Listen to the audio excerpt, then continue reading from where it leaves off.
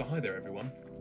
The term woke has become a central point in modern culture and political debates, symbolising an awareness of social justice issues ranging from race and gender to systemic inequality.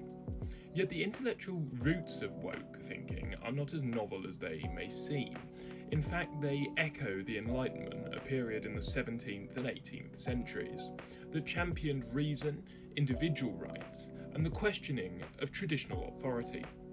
Just as the Enlightenment sparked a reaction from those defending an old order, today's woke movement faces a similar backlash, creating a dialectic, a dynamic interplay between progress and resistance. Now, the Enlightenment was a revolutionary period in Western thought, marked by an embrace of reason, empirical evidence, and the questioning of established norms. Philosophers like Immanuel Kant, Voltaire, and Jean-Jacques Rousseau argued for the primacy of individual rights, the importance of rational thought, and the separation of religious or superstitious influence from state governance. This intellectual movement laid the foundation for modern democratic ideals, human rights, and secular government. Immanuel Kant's call to dare to know, a bold invitation for individuals to challenge established norms, echoes in today's woke movement, which encourages awareness of social injustices and challenges to long-standing inequalities. Similarly, Rousseau's declaration that man is born free and everywhere he is in chains resonates with modern calls to break the chains of oppression, as described by contemporary activists like Angela Davis. Yet these Enlightenment ideals did not go unchallenged. The counter-Enlightenment was a reactionary force, driven by figures like Edmund Burke and Joseph de Maistre. They argued that the Enlightenment's focus on reason and individualism was dangerously utopian. In their view, society depended on tradition, religion, and established hierarchies to maintain order and prevent chaos. Edmund Burke, in his reflections on the French Revolution, warned that the individual is foolish but the species is wise, highlighting the necessity of tradition as a stabilising force.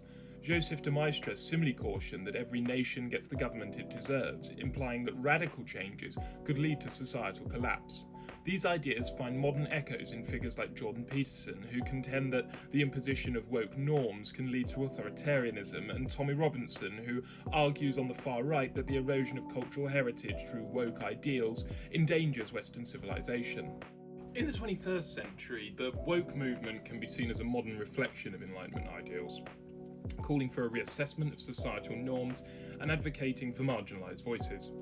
Originating in African American vernacular English, woke initially referred to a heightened awareness of racial injustice. It has since expanded to include a broad range of social issues, from gender equality to LGBTQ+ rights and environmental activism. But as with the Enlightenment, the woke movement has provoked its own antithesis, a reactionary response from figures who argue that these new social norms are destabilising society.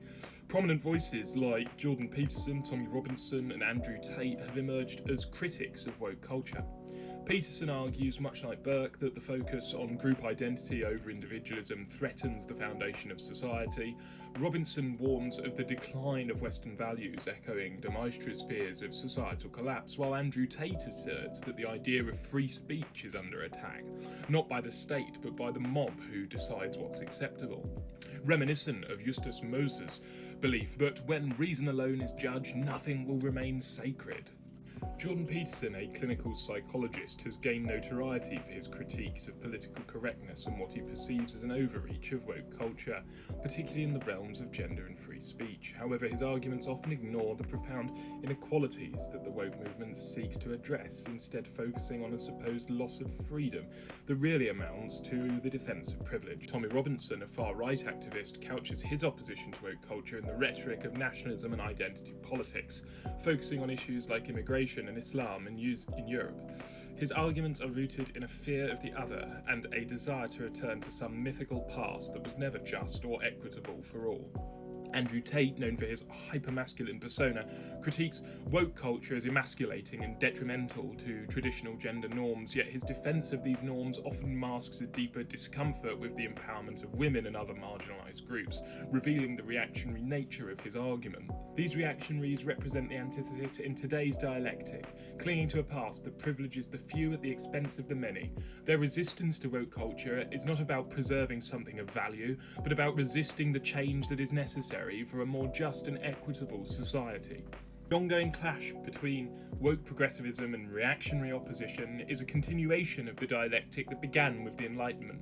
This dialectic between the forces of progress and the defenders of tradition has always shaped the evolution of society. The woke movement, like the Enlightenment, is a necessary force for confronting and dismantling the injustices that have long been accepted as the norm. The question is not whether these opposing forces will reach a synthesis, but whether society will continue to move forward or be held back by those who fear change.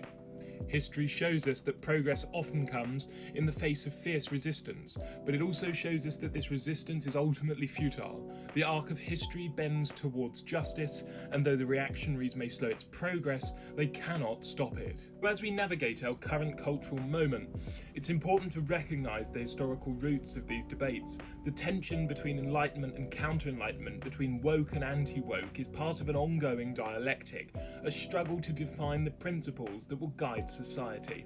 But if history teaches us anything, it's that the forces of progress, justice, and equality will eventually prevail. History is a dialogue between the past and the future, and the dialectic of enlightenment and reaction is an eternal rhythm. Today, as in the centuries past, we stand once more at a crossroads, shaping the course of what comes next. Let us choose progress, justice, and a future where all can thrive.